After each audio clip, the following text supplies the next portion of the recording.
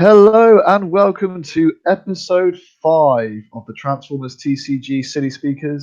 As always, I am your host Kev, and with me are my two fabulous co-hosts, Matt and Mark. And as always, this is a UK-based podcast based on the South Coast with a look at the UK meta as a whole. Welcome, guys. It's been another fun weekend of events that you guys have been in. I've had a very non-Transformers related event, so I'm not going to have much to say this episode, which will probably be a nice thing for all of our listeners, because I do tend to go on a bit. Don't be too hard on yourself, Kev. Well, yeah, you know, someone's got to. I think everything you say is pretty valid. I have had a weekend of wrestling. I've watched wrestling, I've done some wrestling, I've been dropped on my head a few times. Yeah, I've lost all of my transfer. That's it, it's all gone. But no injuries, we can fill you in. Though. No injuries. That's fine. But it's been a busy weekend. How has it gone, and where have you been, and what have you done? I'll let you go first, Matt. So this weekend was expected to have 4 Energon Open Trials across the UK. Unfortunately, I think I can speak for Mark as well. We were only able to make one, which was our own local one in Brighton. But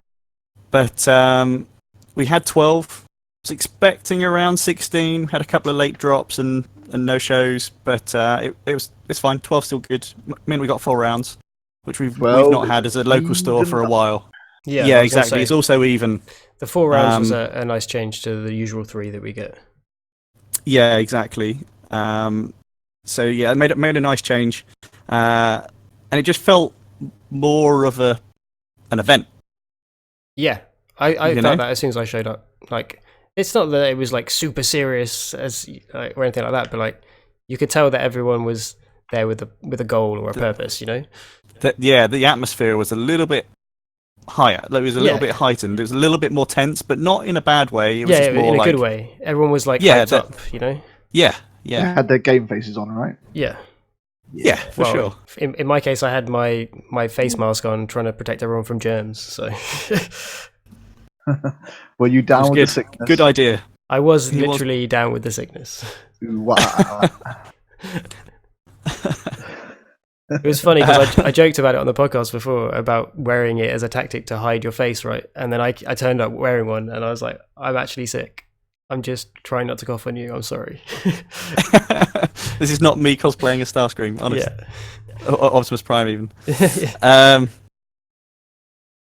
So we had our event, and 12 people. I'd say still quite a mixed amount of decks that turned up, even though we still had 3 bugs. Yeah, 3 bugs. And 2 4-wide cars. Mm-hmm. Oh, joy! Yeah. 2 4-wide cars, 3 bugs. We had a blaster. I was gonna say you only had the best bit, the blaster. we had a blaster. So already that's 50% orange. Orange, yeah. There is not. We have not seen that in the other UK events, or at least we've not had that feedback that they were heavily orange events. The one that we spoke about the previous week in Bournemouth was heavy blue. Mm-hmm. And we had Superion win that. There was a result of another Superion win at an open trial. Yeah. And there is reports of a third. So it felt like a bizarre knee-jerk reaction to our event to A, come with an orange deck, and B, do something about Superion. Yeah, I mean, I was definitely prepared for Superion. I was too, and I think unfortunately to Stephen who took part, I think he felt that. Yeah, he kind of came into the lion's den, I think, a little bit. Yeah, we've had enough of Superion. Yeah. But he's a great sport, and so he's come from your neck of the woods, Kevin. Yeah. Stephen Churchett. Oh, good old Steve. Yep. Yeah, good guy. I was actually surprised that he came with Superior on, to be honest. When I saw him walk in the door, I was like, oh, he's probably playing OPBL Lionizer, because that's what he was playing last time. Well, I think in his previous events he was playing Metroplex, so that's okay. kind of what I was half expecting. But anyway, wow. We also had a Metroplex. Yeah, that was a surprise to me. I was not expecting Joe to play Metroplex. No, I wasn't, but he took it, and I think he was having a good time. Yeah, he seemed I to didn't really get to speak to him too much. Yeah, we'll get into. I faced him, so we'll get into talking about that later. But yeah, I also faced him. Oh, okay, cool. We had a OPBL Lionizer RC. Yeah, we did have one. We had one of those, and the second blue deck was Major Shockwave. Oh yeah, we had Shockwave. With Swoop and oh no, I've forgotten. I've forgotten as well. Sorry, Dave. Yeah. Oh, my mind's. But it was good. It did solid. It ended up placing pretty well. Just shy of a top spot. He was the only person who beat Blaster. The only person to beat Blaster as well. So I don't know what that says. Yeah. But we should mention that him playing Shockwave and the guy playing Blaster came together and they had tested together. So we don't know how much that factors into it. Sure. Oh, that's fair. Yeah, and that's going to account for a large amount, right? So yeah, definitely. But we kind of play amongst ourselves quite a bit and know each other. Mm-hmm. And obviously with Kevin, we talk a lot about what we're doing. So it's not a surprise if they're able to surprise you and top your deck. Mm-hmm. So Mark, do you want to talk about who you played first? Do you want me to go through all 4 rounds? Or just go round by round. Yeah, go through all 4, and then I'll do the same. Okay. So yeah, I showed up trying to swarm my opponent because 4 wide seems good right now, and I like aggressive orange decks, and I don't really like Autobots, so that kind of gives me one option. It's bugs. That's it, right? So I use Ransack instead of Chop Shop in the main deck. People have different thoughts on why to use either one. I prefer Ransack for the base 7 as an ISF target, but I do bring in Chop Shop now, mainly against the 4 wide Pierce deck for reusing Bashing Shields to get rid of their armors and reusing Enforcement Batons to get rid of their Energon Axes and annoying Pierce weapons, basically. But anyway, I think that makes sense. Yeah. On to round 1. So round 1, I faced Matthew, our fellow host. So he's running General Prime, Barrage, and Fire Drive. And you've been running that for a little while now. You've been testing it against. Yeah, so I think since Scott revealed the list, Scott Landis revealed the list from Vector Sigma after his Gen Con placing. I was really intrigued by it, and I wanted to give it a go. And it was the thing that I'd played the most. So at that point, I thought, well, this is probably the one I'm going to take. Yeah. Took it, made some minor modifications in the sideboard to try and help with the bold and that I was anticipating. Mm-hmm. But I'll let Mark continue. Sure. So game 1. First thing that happened, I can't remember if I won the dice roll or not. I think you did, right? And you went first. Yeah, I went first. So it was literally the very first thing then. So the very first thing that happens in the match is he attacks with Fire Drive and forgets to draw a card. Mark won.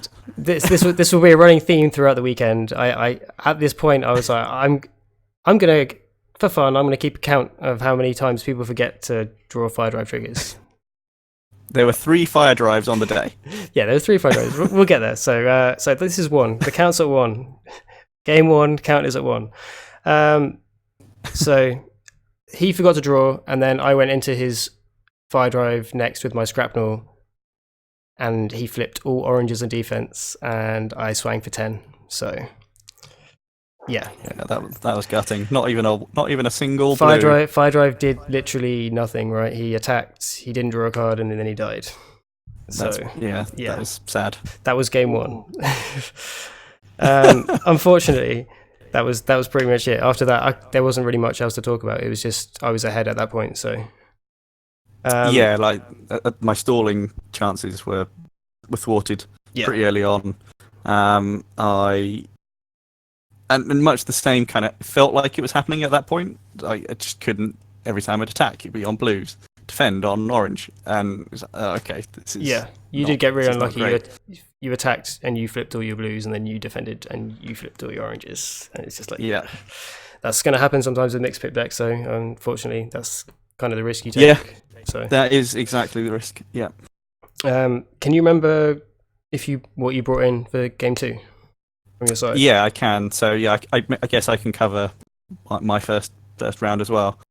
So I don't side in Battlefield Legend. That doesn't seem like a sensible decision versus bugs. Mm-hmm. So I kept it as the three wide. But battle card wise, I brought along some gyro blasters. So I brought in all 3 to try and mitigate barrage and kickback as best I could.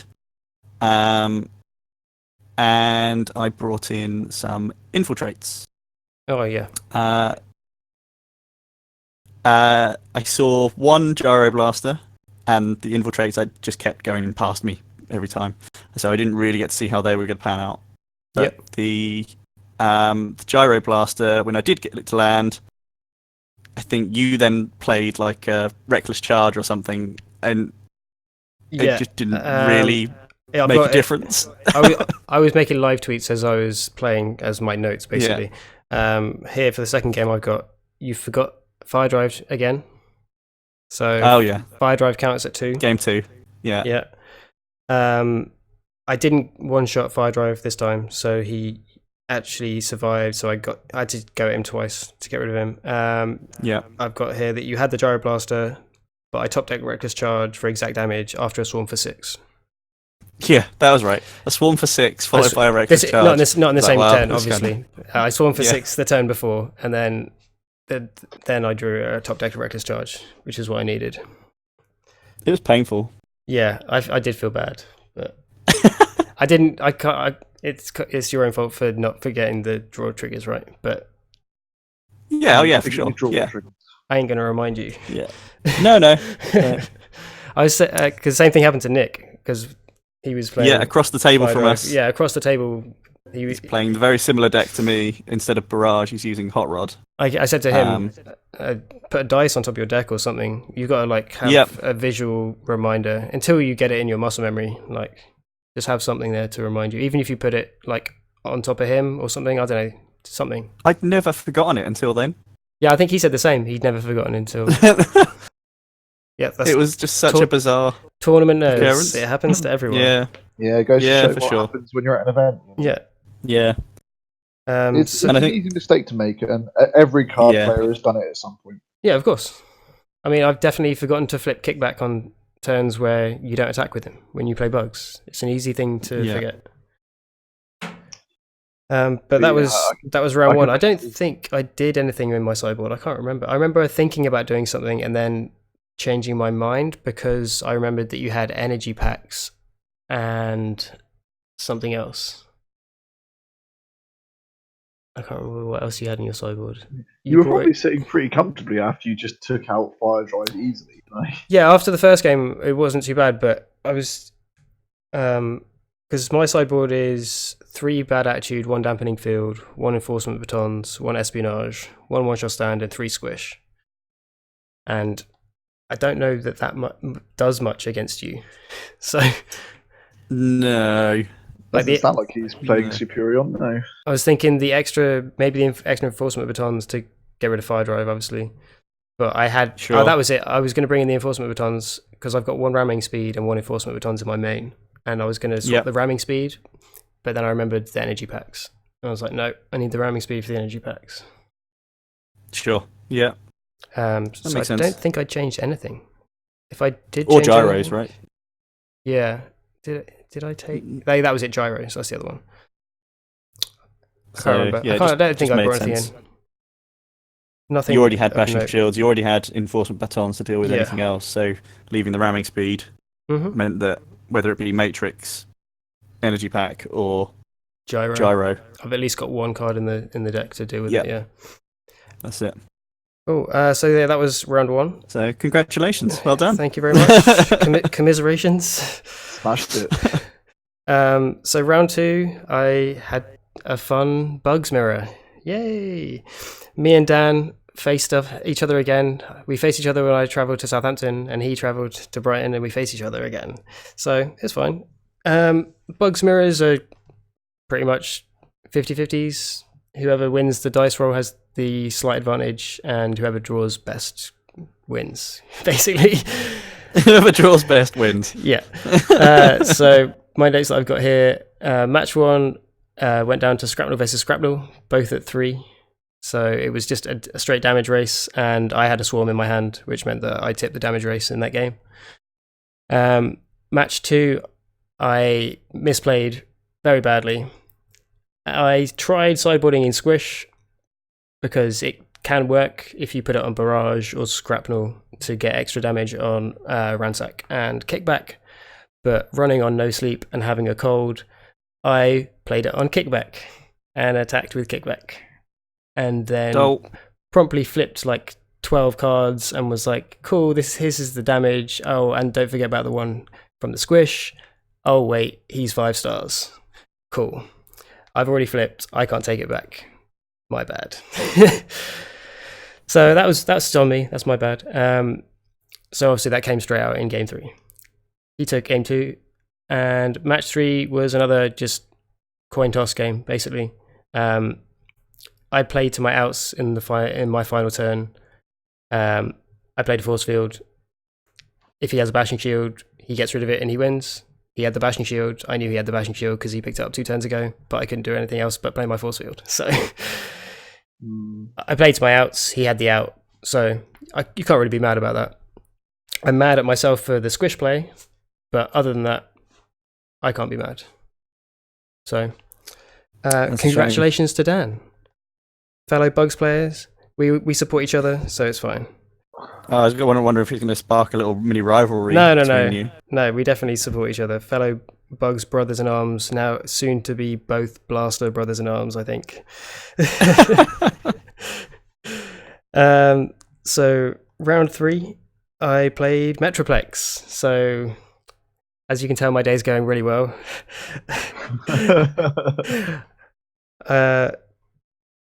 Metroplex is pretty much after Superior on the worst matchup, I think, for Bugs, right? I think most people would agree on that. It's pretty bad for them, yeah.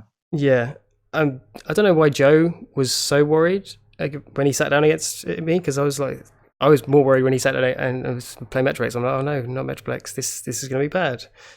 But I won the dice roll, which was obviously good for me. Made him go first.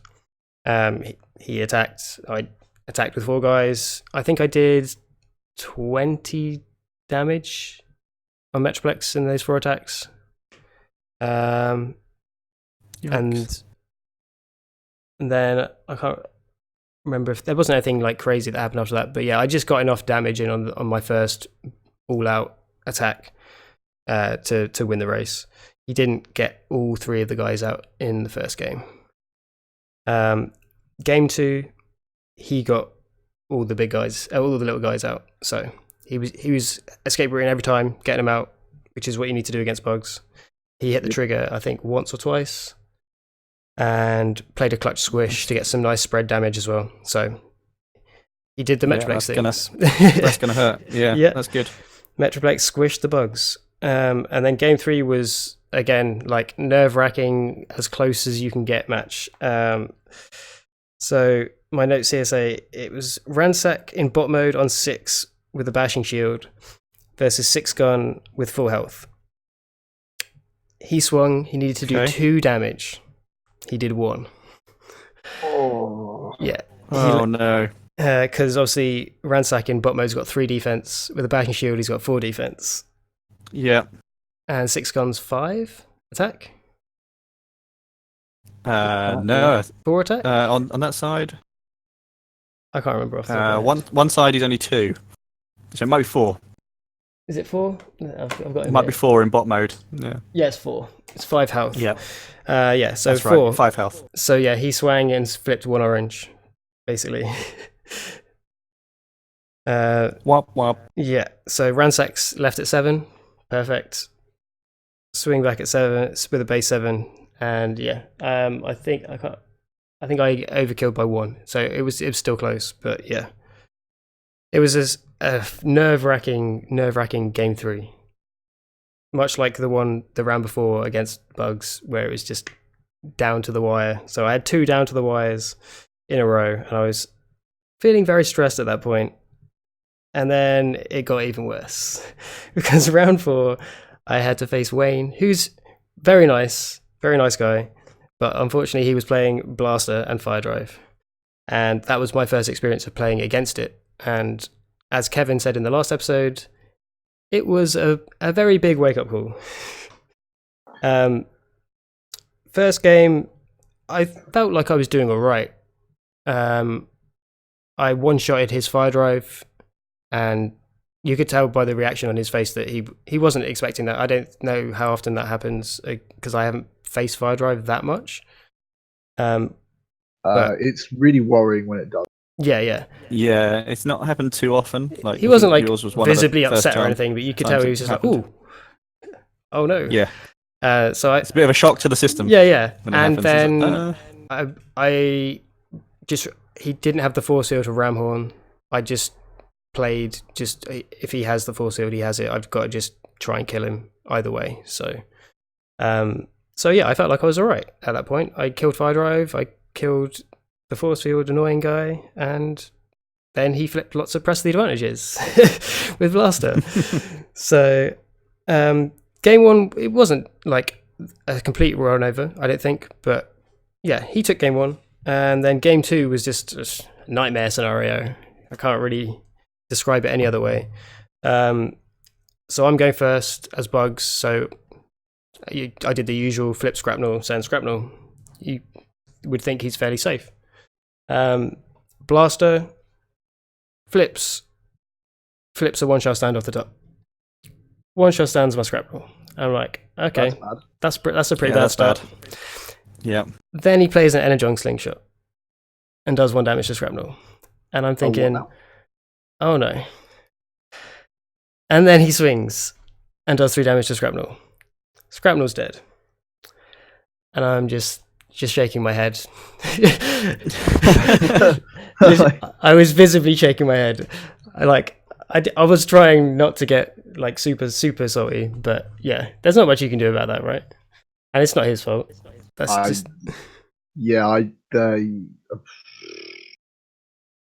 yeah, after that, you can't count basically that, how Superion deals with him. It's happened to me with Superion as well, definitely, where they've just one-shot Scrapnel.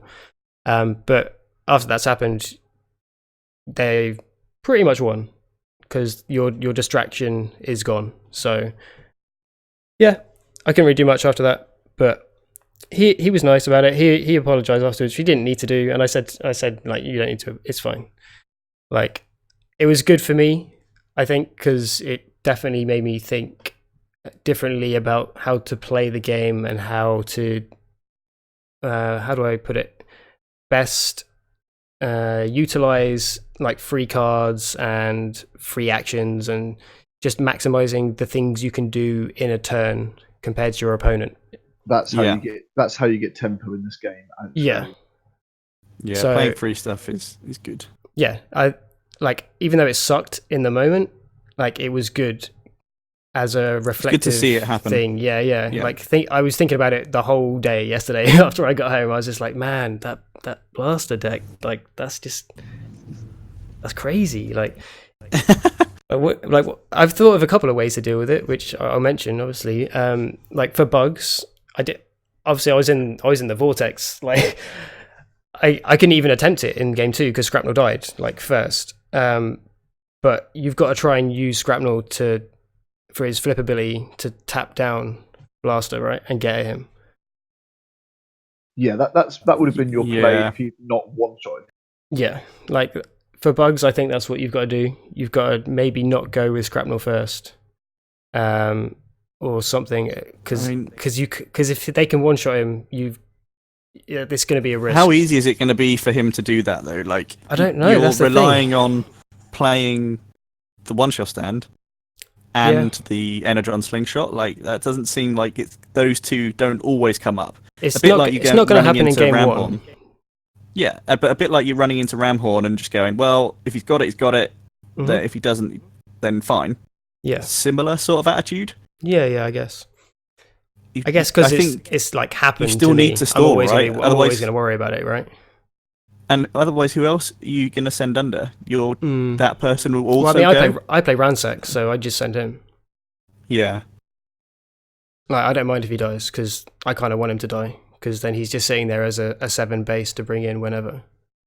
Yeah. As soon as you draw an ISF.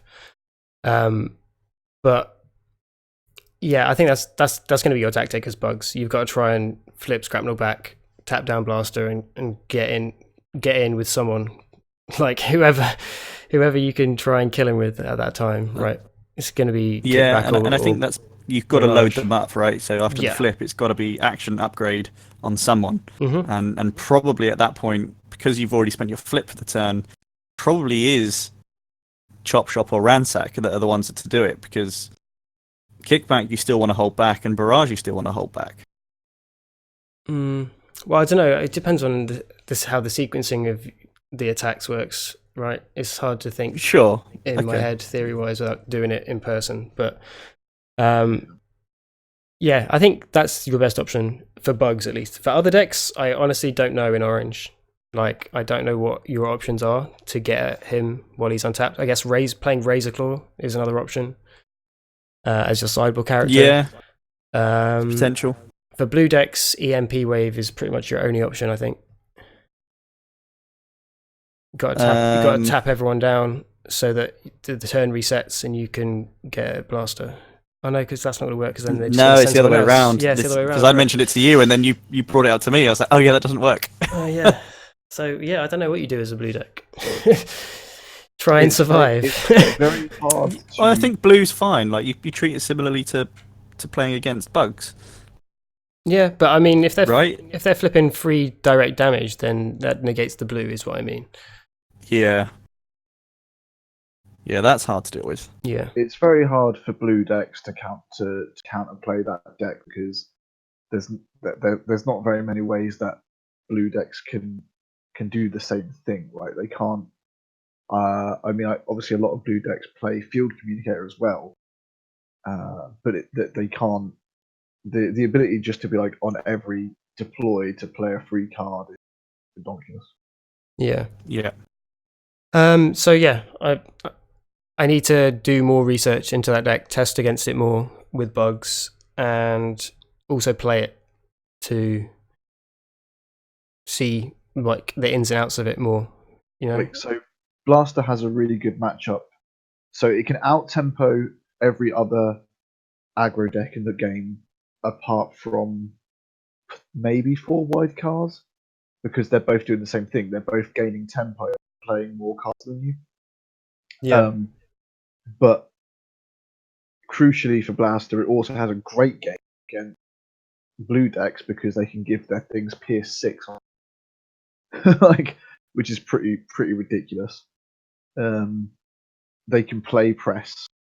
They can, and so they've got really good game against a large majority of the field, right? Yeah. You also have the the possibilities of chucking spicy one-offs in there, the same as like OPBL decks do, right? They chuck the silver bullets in there because you can get to play them for free. Yeah, there's potential. I think with OPBL though, like you can. It's slightly better with You him give because you've him- got the bold and you give yourself more options, right? By flipping more Yes, cards. you can bold and give more options, and you're flipping them to do them. So, yeah, it's It's a random top deck. With, yeah, it is a random with blaster.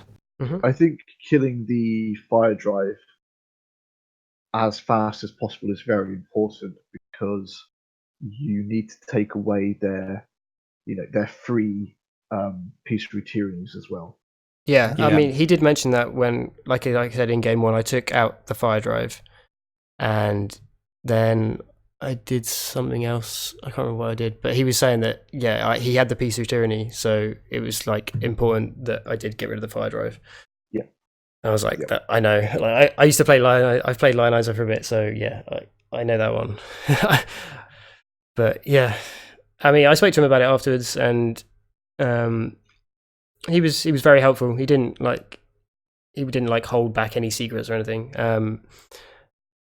Yeah, he's very, very knowledgeable. Quite in tune with the game.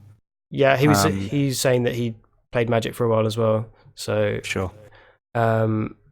He's had quite a storied history in competitive card games. So yeah. I mean, I can't remember what he changed in the main deck. I didn't ask him, I don't think, what he changed in the main deck from the original list. But I know that he had the 3 Energon slingshots in the sideboard, whereas I think the original list only had 1.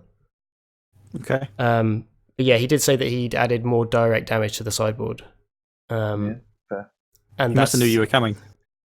No, I don't know if he knew. I can't remember if he said he did it specifically for bugs, but it's definitely a good strat against bugs.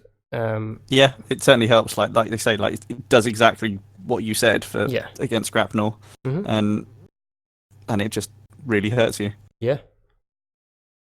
So that was me basically. I went 2-2. I think I finished 6th, so right in the middle. I was the last person to get a pack. So I got my nice pack. I have the results here. You did come 6th. I didn't get anything interesting in my pack, unfortunately. I got a Wave 1 pack. I got Swoop as my character and Cargo Trailer as my rare. So there you go. Oof. Yeah. Oof. But it was a fun day. I had fun, like despite the fact that I was really ill, and I still kind of am, as you can probably hear in my voice. But yeah, it was fun. Hopefully, I didn't scare people away with my blue hair and my face mask. Have you got any idea on the changes you're going to make heading into London? Yeah. Bugs are going in the bin, and blasters coming out of. Just abandoned ship.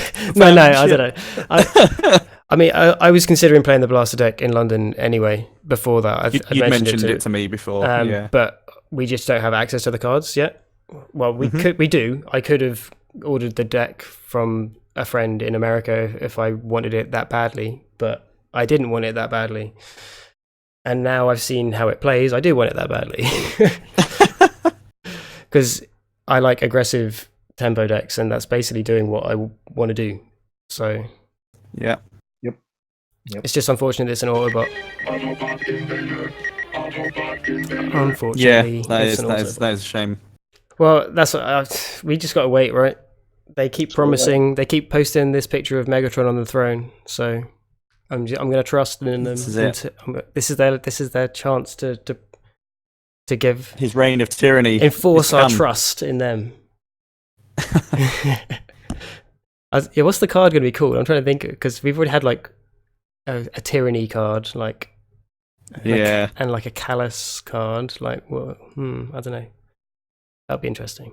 But anyway, you exciting. You go through you go through your 4 rounds. Well, we've already gone 1 because so round 1, we already had that one. That was a loss, so we're off to a good start.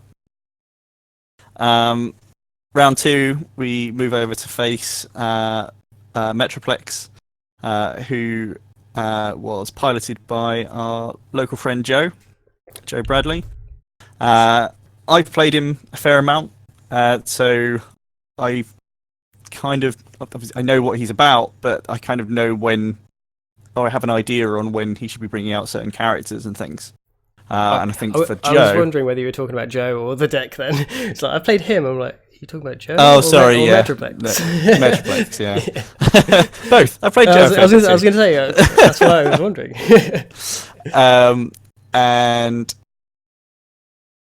See, I had a bit of an idea on when he should be bringing out certain characters and stuff. But for Joe, I think it was pretty new to him.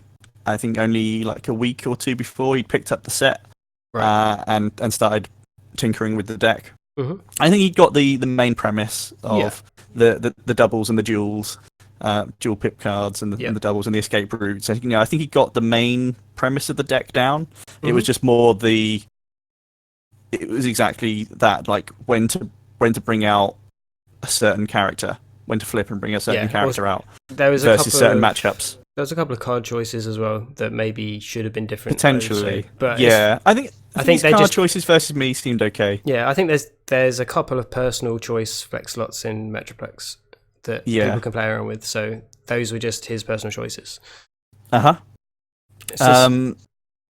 Versus. Sorry, carry on. Okay. Versus me, he was for the first round. It was his immediate go-to to bring out Slammer to deal 3 damage to 1 damage to each of my characters, which seems okay. It's not quite as good as it was versus Bugs, but it still kind of slowly starts to achieve the same goal. And that plus the potential Metroplex trigger is going to be another, and it just all starts piling on. He was the first round I did lose, and it was just I just wasn't able to get to Metroplex quick enough, and I just wasn't seeing like my one-shot stands to deal with Slammer, and I just felt like I had a couple of cards in the main that just weren't, when they were coming up, just weren't really suitable for the situation. Every time I was able to go onto Metroplex, it was pretty solid 10 plus damage a swing. But I left him on like 32, I think. And I managed to one-shot stand him in the end.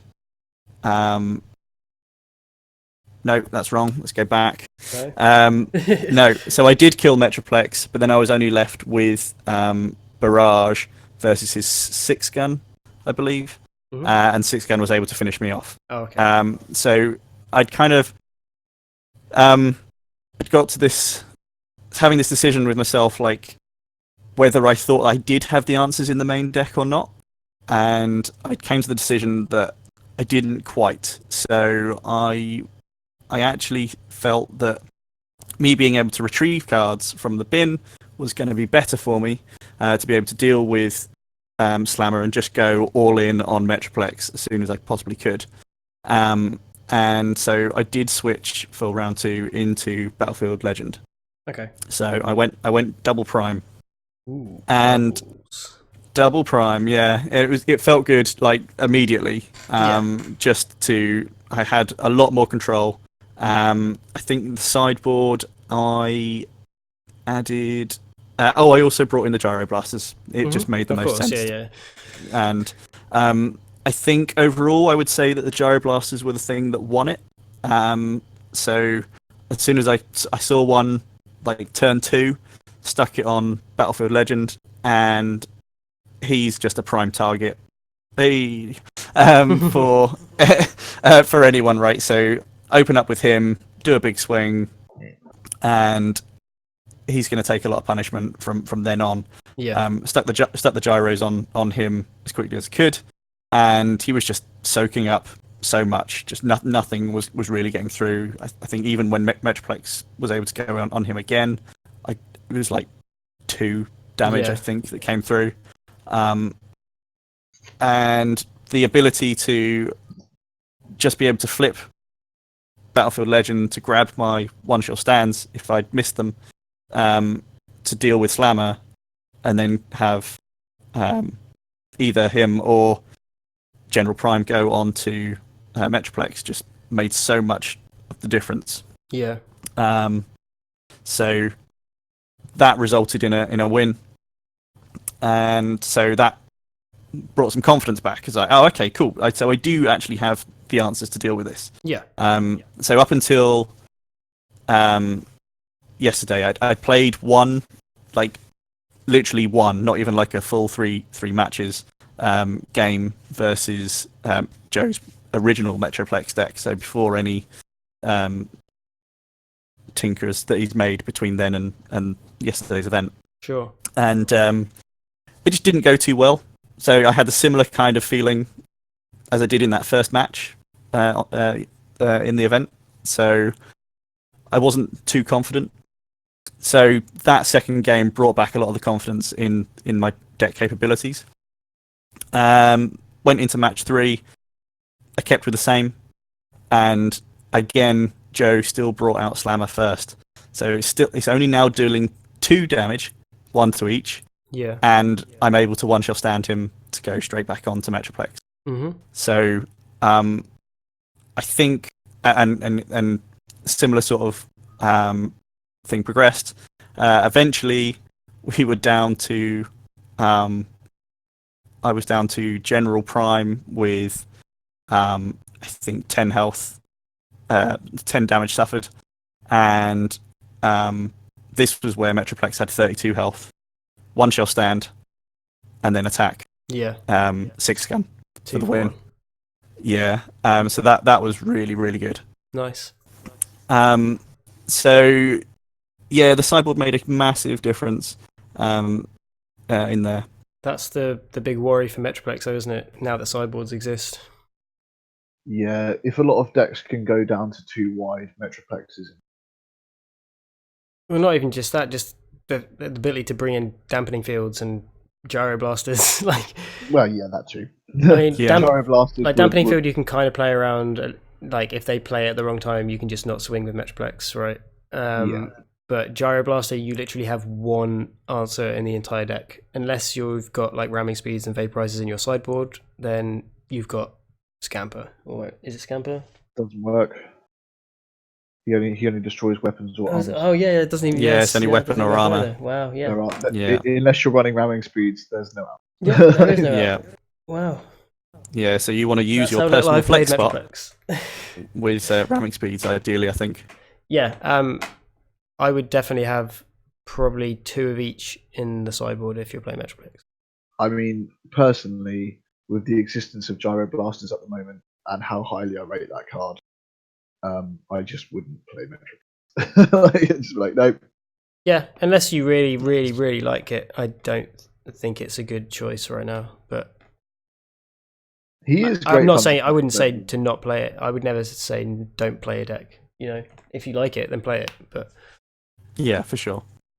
And it will have good matchups.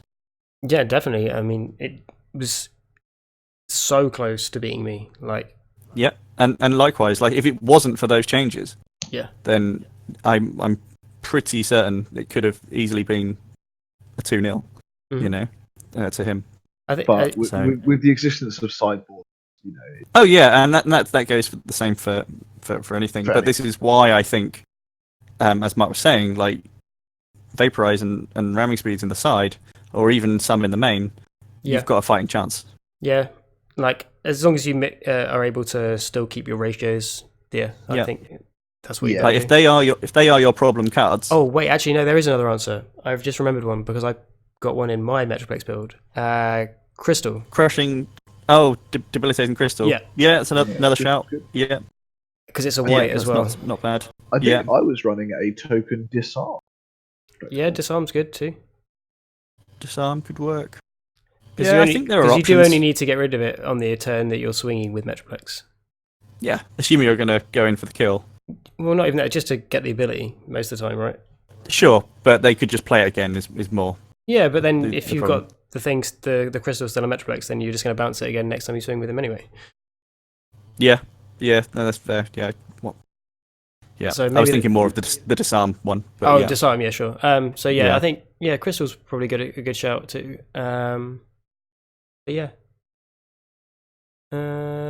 I spoke to him. Yeah, I don't think it's hopeless for him at all. No. I spoke to him a little bit about Metroplex after the event, because I've been learning that deck recently as well, and I've started going away from the initial ratio that people have been using, where they've been using all 12 of the double pips. I'm only using 6 now. So I'm using just the generic ones. I've taken out the peace attorneys and the security checkpoints. I took out the checkpoints for armed hovercrafts, and I took out the peace attorneys for squishes. Yep. Spread damage. And it's I think that's working good. all right. Like, I'm still hitting the trigger fairly consistently. I don't think you're losing that much. Yeah, it's a pretty sweet dream turn, isn't it? Yeah. To squish, armed hovercraft, bring out slammer, Metroplex trigger, and bring out slammer. Yeah. Oh damn. Yeah, I exactly. think that's a trap. That is a trap that Metroplex players fall into. You don't have to run all of the doubles. No, I think I'd rather have the playable cards and miss the trigger occasionally. Yeah, we're certainly hitting that point, aren't we? Where and I've been doing like just testing the flips with my ratio, and I've been getting it more consistently with Bold 2 than I have with Bold 6. It's really weird. I need to do more reps with it, but like, yeah, I've been getting it more consistently with Bold 2 than I have with Bold 6 in most of my test games. It's real weird. But hey, numbers be weird. Yeah. We'll have to get Scott involved with that one. Yeah. I just turn him sideways and praise to RNGesus, man. That's it.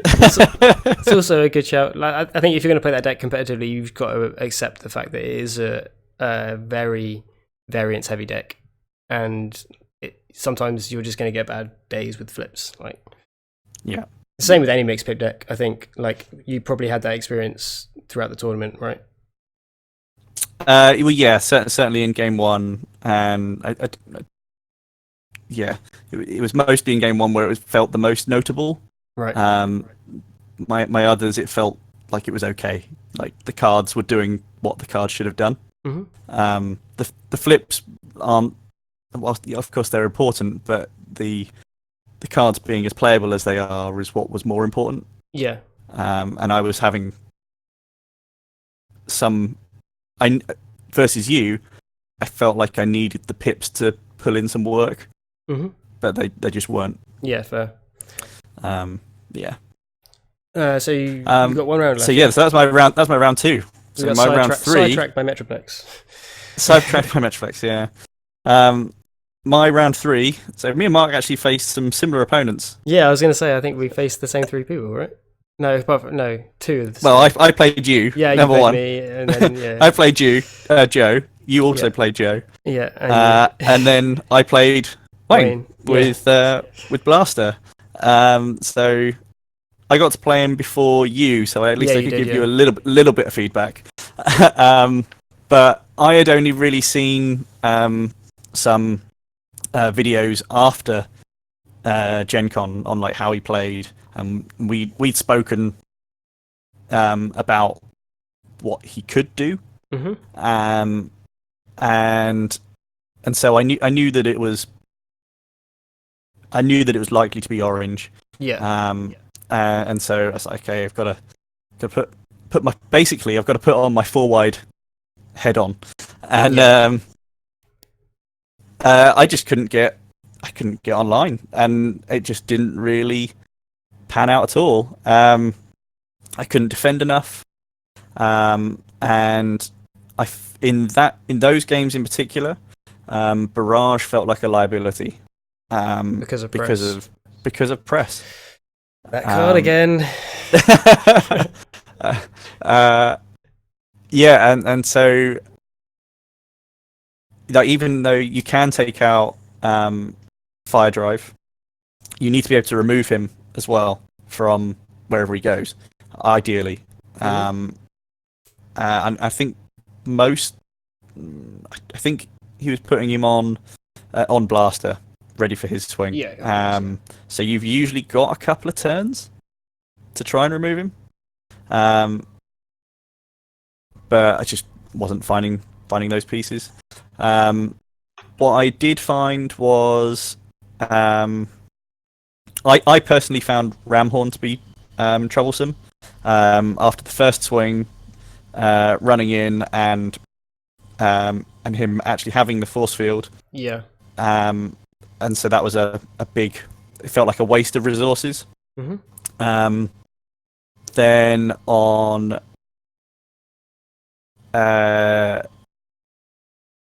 eventually when Blaster was tapped down, by this point he'd been in bot mode several times, so I was able to marksmanship him a couple of times. So in game 1, even a tooled up fire drive was just able to one round him, to one shot him. So that felt good, but Steeljaw and Ramhorn were still on the table, so I still had those to deal with. So eventually was able to finish off Ramhorn, but Steeljaw stole the day on game 1. Game 2, I thought I'd side. I took quite a while to consider my options here, probably longer than I probably should have done to sideboard. I didn't side in to Battlefield Legend. That didn't feel like it was sensible, similar to the reason why I didn't against Bugs. And the battle card wise, I'd considered doing what I thought was going to be my plan versus orange builds, and I'd got ready to side in Gyroblasters and Infiltrates again.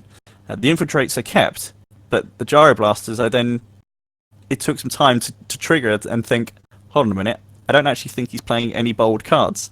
So it was all just high damage upgrades and actions. So then I just quickly took them back out again. So yeah, I just went in with the Infiltrates. Seems I like maybe a good had plan, to be fair. Yeah, I think the Infiltrate was, but like that was my options. I think that was the only thing I had. Yeah, like you so said, otherwise it was. You have barrage. He has press. Stopping press is pretty important. Yeah, hit press, hit piece. They were the two targets, really. But I didn't see them. Didn't see the Infiltrates, and it was another quick loss.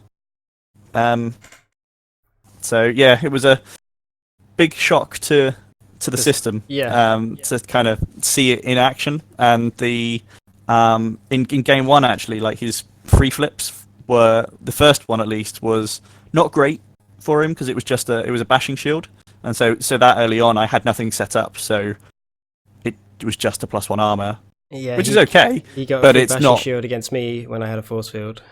Yeah, I think later on it was better, but I forget what the card was. But in game 2, they were both the flips that he got were both one-shot stands. Right. Wow, Yeah, that's pretty good. Mm-hmm. Nice. Yeah. So, yeah, I think he only had one bad free flip against me. He had one improvised shield. The others were press, bashing shield when I had a force field, one-shot stand on Scrapnel. So yeah, he had really nice flips. Yeah, really good. But that's how you build the deck, right? You've got to build the deck to the odds be. of getting a bad flip are quite low. Yeah. Got to And mitigate the odds of getting bad. Two cards. less blanks that are going to be flipped. Yeah, exactly. No. So, that was. I need a plan. I think everyone is plan going for to that. have to play against it and lose against it. It's one of those decks, I think. Yeah, because It's a learning For sure.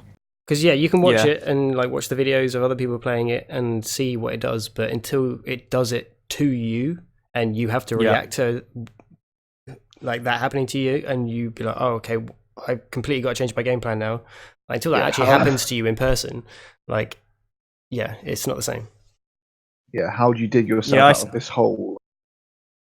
In game 2, responding to what happened when I went up against Ramhorn in the first game, I thought, well, if he has the force field, that's going to be a real kicker, and I'll have wasted resources. Mm-hmm. So I was trying to work out, what do I have in my arsenal to be able to deal with it? And I thought, well, best I've got is one-shot stand and hovercraft, but that's not quite enough.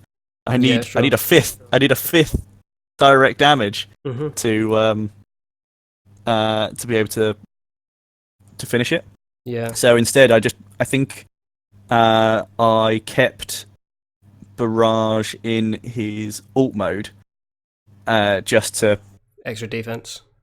Yeah, just to keep the defense. Yeah. But again, press just came up and Yeah. it didn't really matter. But that was at least the intention. Whether that was good, Well, I don't know. You played your outs. That's what you got to do. Yeah. I mean, you're basically looking at going, he's got 3 force fields in the deck. Yep. Does he have one? Because I'm fairly sure the game plan for Blast was going to attack with him regardless, at the same time, regardless of whether or not you've got the force field. Yeah. Yeah, I think, sure. So I think you just have to, do the math and try and get there, and hopefully it goes through. I mean, when I faced it, I knew you've got to run into it either way. Like, yeah, you do. Mm-hmm. The on-demand free bolster is a problem. If they've got it, you're like, oh dear. It has to be a white armor, though, right? Yes. Yeah. Okay. Yeah, it does have to be white, but conveniently, Force field is one of them. Is that one. No, I'm just wondering. That probably means we're going to get some more interesting white armors at some point. Possibly, yeah. So that was my game 3. So it was another loss. Only 1 win so far. This is that chance for the free buys at the Open have started to slip away now. Or have got away from me. And so I go into round 4, and I end up facing Stephen and his Superion. Oh, okay, cool. And so this was good for me, to kind of show that and prove to myself that I did have a deck that was capable of taking out Superion or dealing with Superion. In some prior testing versus Michael, another of our locals, I'd managed to get some wins out of it, in both forms, both 2 wide and 3 wide. So I felt relatively confident going in anyway. Yeah. And then facing off against him, I actually got quite surprised by just the amount of extra subtle pierce that was coming through when I was 3 wide, and so I ended up losing the first game. I didn't get. Oh no! So we called it a loss, as we could just see that he was just going to combine and deal 3 to prime to finish me off. So it didn't matter what was going to happen. Yeah. It's just like, okay, yeah, let's not do that, and let's just move into game 2. Mm-hmm.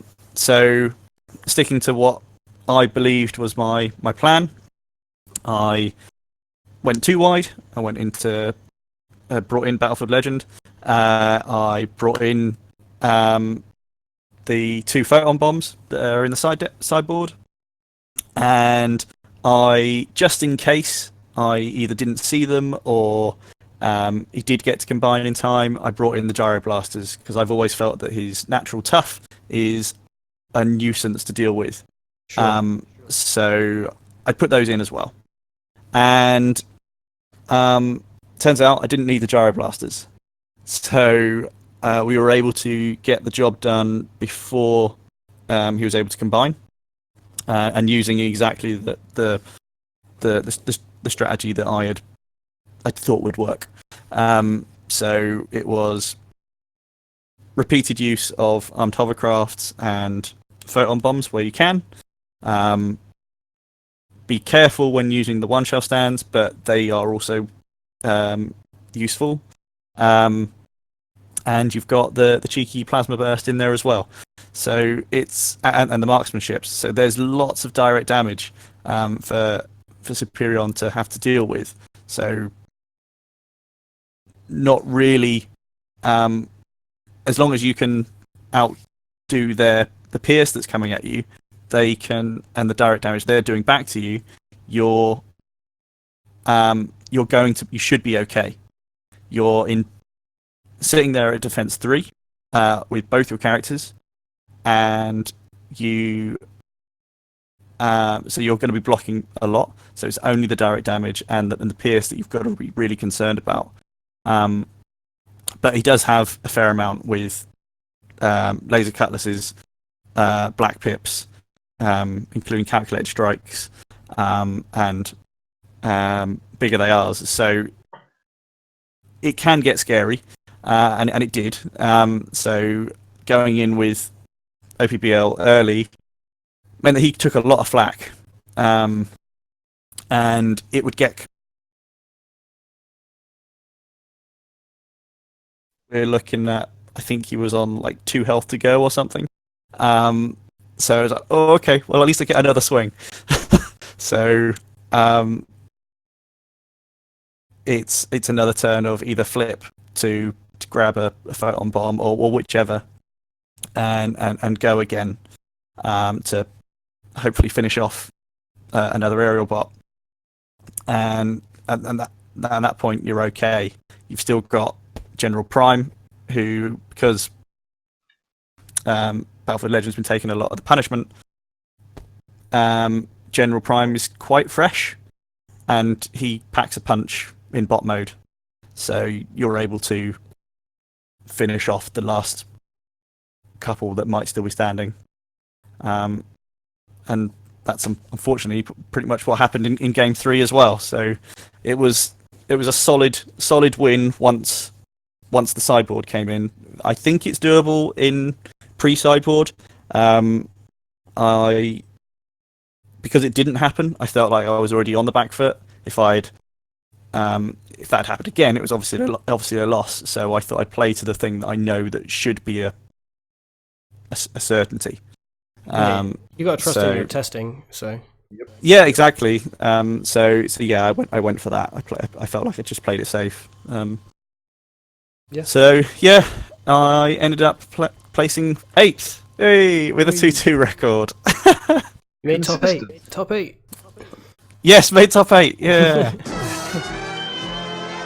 Yeah. So normally I would run our local events, but because of this type of event that it was and what was potentially on the line, it would be remiss of me to take part and run it.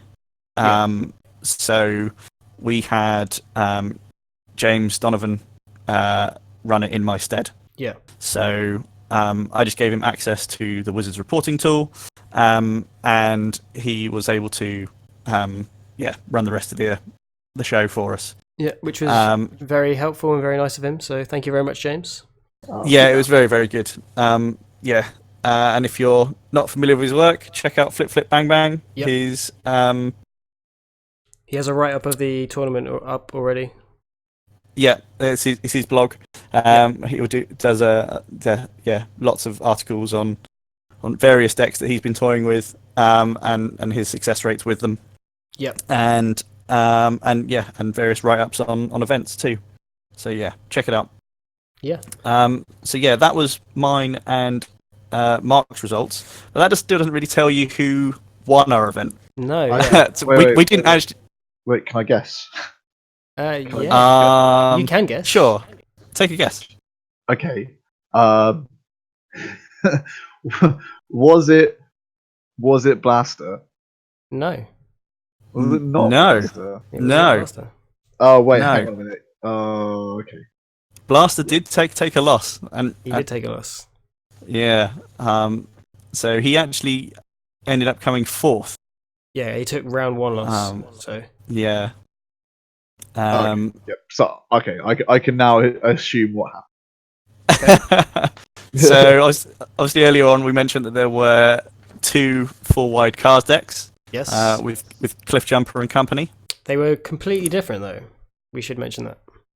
They were quite different, yeah. So I didn't get to play against Joe's, but I think I had played against Michael's earlier in the week. Yeah. And Michael was taking on the Anticipation Engine idea. Yeah, he'd kind of merged the 2 4-wide. Yeah, put it into 4-wide. Yeah. He'd taken like the 4-wide deck and the Anticipation cards and kind of merged them together. Yeah. and it's good. Interesting. Yeah, Yeah, like when it happens, it's scary. yeah, it's Yeah. real scary. He uses Dead End as like the fourth guy as like a distraction. So he's constantly untapping Dead End and sending him in and making you attack Dead End. Also, not to forget, like the flip on Dead End, drawing two cards you get to is get pretty to draw some good. Cards. Yeah, it's just one. Yeah. Well, it's one off of Dead End and then one because of Flip Jumper. Yeah, sure, yeah. So, Nice. yeah, that's not too shabby. Yeah. So yeah, you got card draw. He's got tough as well. So his survivability is pretty big. Like I was surprised. I played him for a while in Blue Burn, and yeah, he sticks around a lot longer than you expect. Mm-hmm. Yeah, he's a bit like, I guess, the Fire Drive play, right? So yeah, early game, you're surprised if he gets one shot. Mm-hmm. Unless someone's like fully decked out.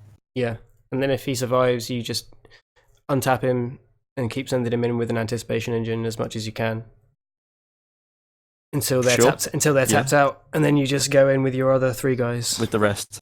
Yeah. Yeah. Mm-hmm.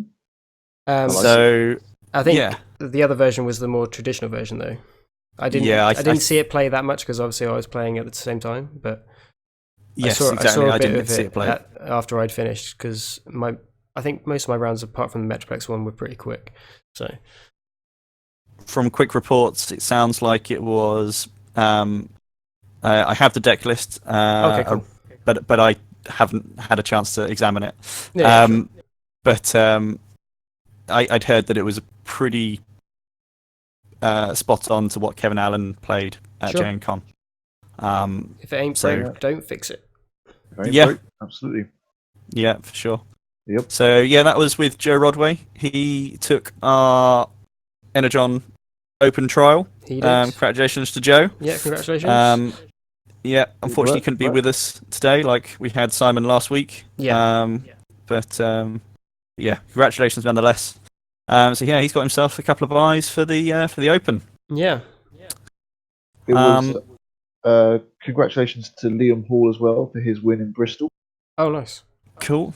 I believe that was with another Superion, right? That was with Superion, yeah. Right. And we also have a report of another Blaster deck winning one of the weekend events this weekend. I'm not sure which one, but yeah, somebody said that another Blaster deck won an event this weekend. Excellent. So Cars, Superion, and Blaster. Yeah. Wicked. That's a good mix. There's some blue, there's some orange. Yeah. So yeah, the top table was the 4-word cards deck versus Dan with bugs. Yeah. So it's orange mirrors. I did try recording it. I haven't managed to watch the footage back yet. I brought a different camera to the shot this time, like a proper digital camera. So it should hopefully be better quality, but because the camera was heavier, it was shaking a bit more on the stand. So yeah, I need to watch it back and see if it's usable or not. But assuming it's usable, that'll go up on our channel. We were planning to do commentary over it, and like we did with our last video. So if we can, we will do that. Excellent. And that'll be interesting because neither of us saw the game, so exactly, it should be a lot of actual real commentary rather than. I do know one spoiler about the last game though. I don't know if you want to talk about it or not, but I do know from Dan one thing that happened. Spicy. I don't know how relevant is it? Is it pretty relevant? Detrimental to I don't know because I haven't seen the game, but he's okay. After us talking about it, he was like, "Oh, okay." So it maybe was important. I'm not sure. Right. Okay. Sure. Yeah. Mention it. It's, cool. So he had kickback on 7 health. Okay. And he had reckless charge. And he didn't want to play it because he thought kickback was going to die.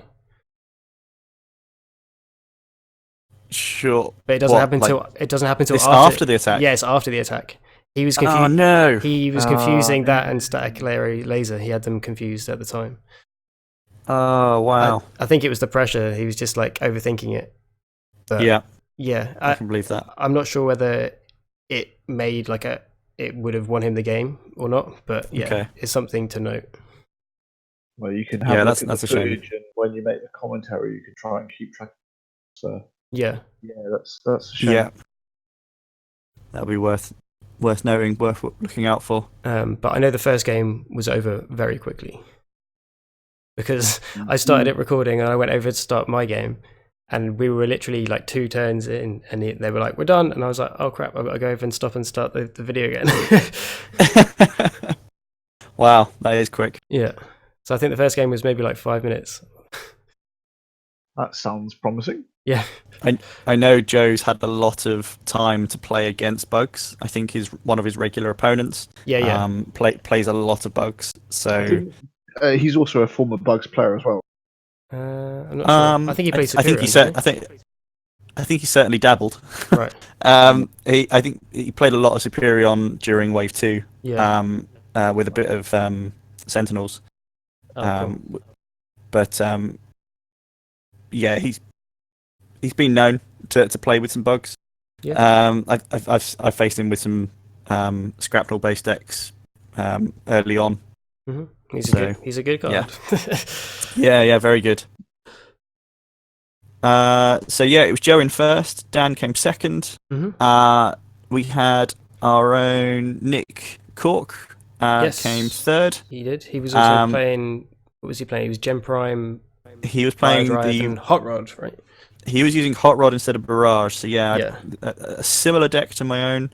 I think the principles are still the same, but it lent a little bit more towards blue. Mm-hmm. Only a touch. But I think he was just getting that extra longevity out of Hot Rod. And he's immune to press. Yeah, I was gonna say no press. Yeah. You can play Confidence if you want to play Confidence. Yeah. I'm not sure he was, but yeah, that is an option. So yeah, I mean, maybe that's something maybe I could look at. I don't know. We'll see. But while we're talking about, he certainly did well with it. Fire Drive. Remember your Fire Drive triggers, boys and girls. Yeah, remember your Fire Drive triggers. I didn't ask you. In your game against Wayne, was there any missed triggers? Not that I recalled. Okay, so I think I think it was just in our game that I forgot them. So I think at the end of the day, the final count was 6 missed draw triggers. That's a lot. That's a lot. Yeah, I'm going to put it to like the game 1 jitters. Yeah, because you missed both yours in game 1. Nick missed 2 in game 1, and then 1 later on, and then Wayne missed 1 against me in the last round. Wow. That's the ones that I know of anyway. There could have been more that Wayne missed. If he's watching, maybe he can comment and let us know if he missed any more. Yeah, turn up sideways, to it. Draw card. Turn sideways, draw card. Oh, does that work for everyone else too? I wish. Yeah, I like it. Yeah. Cool. So that about wraps up our rundown on the event. Tournament reports. Excellent. So yeah, after the back-to-back weekends of events, it's still pretty exciting. I think there's still a couple more before the Open. Yep. So it's starting to shape up. The details for the last chance qualifier are up. Yeah, they are. Yeah, they went up yesterday. It's going to be a 6 p.m. start for the last qualifier. Yeah, that's Friday the 13th. Spooky. Spoopy. Yeah, lucky for some. So you have one more chance if you're making it a 2-day event for yourselves in London, one last chance to get those buys. We should mention at the moment that it does say it's capped at 32 players, but there is no pre-sale information as of yet. No. So potential for 5 rounds. Keep your eyes out for that, because if the next event is the day after is capped at like 256 or whatever it is, and this one's only capped at 32, you're probably going to have to fight for your spot. Especially now that after speaking to Wayne, there are people flying in from quite a far distance. Yeah, that doesn't surprise us. I mean, we'd mentioned before that we were expecting some of the other European countries to get involved. He confirmed that there's some Southeast Asian players flying in. So. Wow. Okay. Cool. Yeah. They are eager to get some competitive Transformers TCG. And they will be super competitive, so be warned.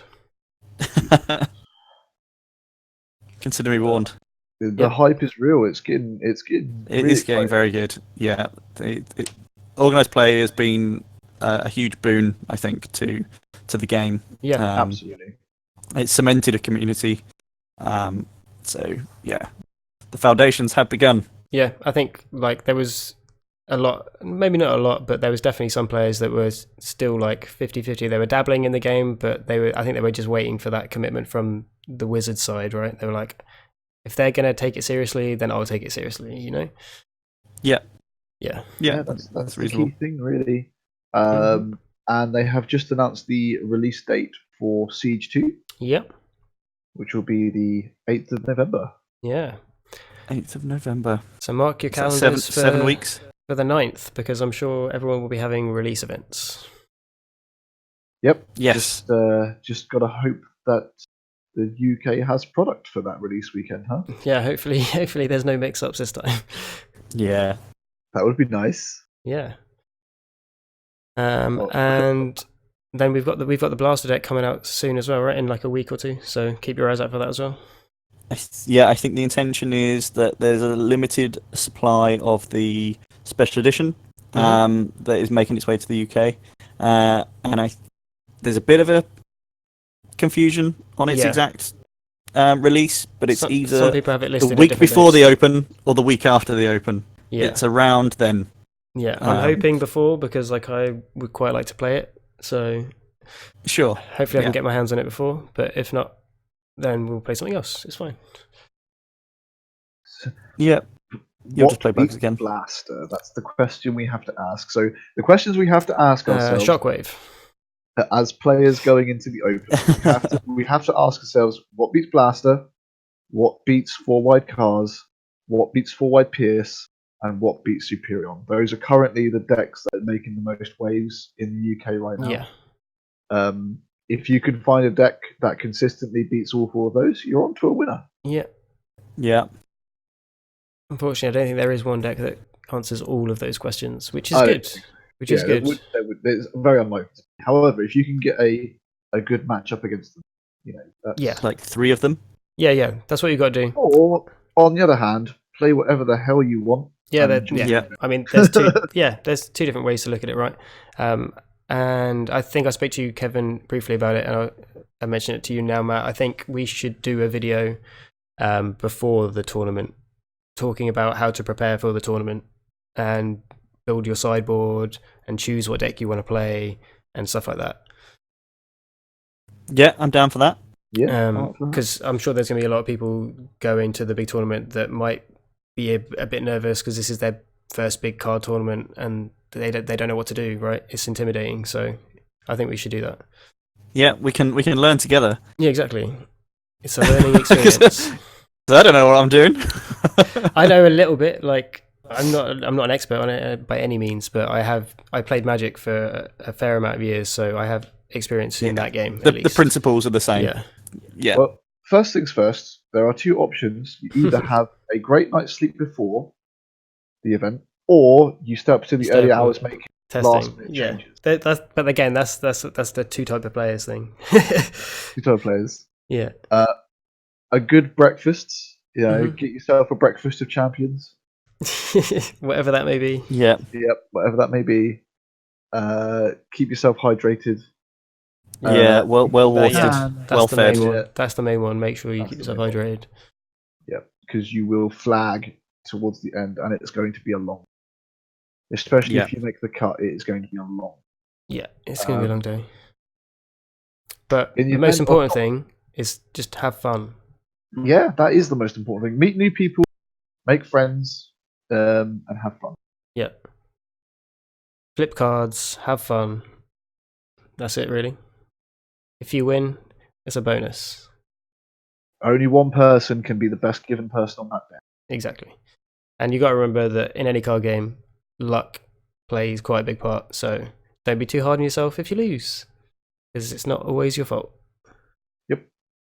If you get outplayed, it's all about, or if they're if they get lucky, you know, which happens, you know, if you've played your game to the best of your Yeah, just play to your outs, do what you can do, and then you can't really be mad at yourself.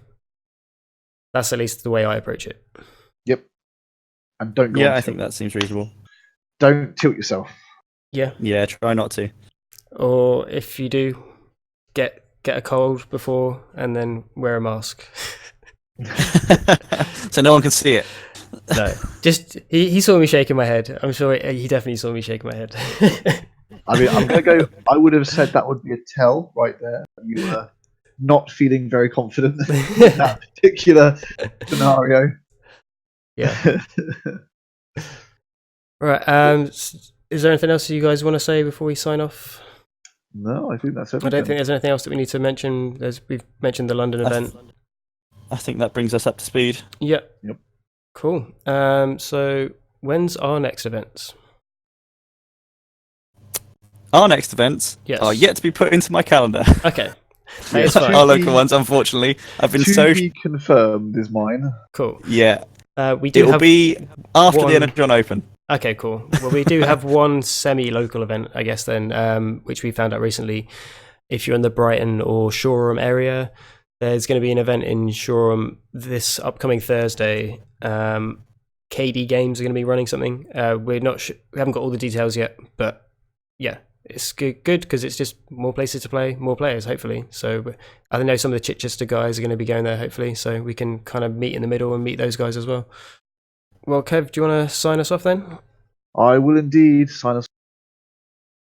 Thank you very much for listening to episode 5 of our lovely little podcast. We will catch you down the road. It is a good night from me. Take care, everyone. It's a good night for me. And a good night from me.